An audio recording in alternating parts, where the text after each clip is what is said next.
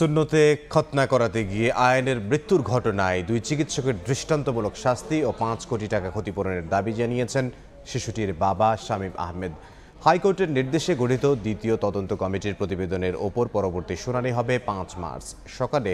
শুনানিতে তদন্ত প্রতিবেদন দেখে অনুমোদন ছাড়া রাজধানীর বাড্ডার ইউনাইটেড মেডিকেল কলেজ ও হাসপাতাল পরিচালনার বিষয়টিকে গুরুতর অভিযোগ বলে মন্তব্য করেছেন হাইকোর্ট।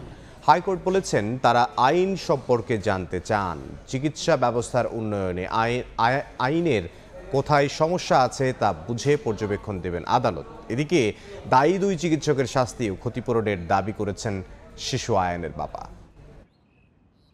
আমি চাচ্ছি এই অভিযুক্ত দুই ডাক্তারকে আমাদের বিদ্যমান যে আইন আছে আইনের সংস্কার করে তাদেরকে ফাঁসির আওতায় নিয়ে আসা।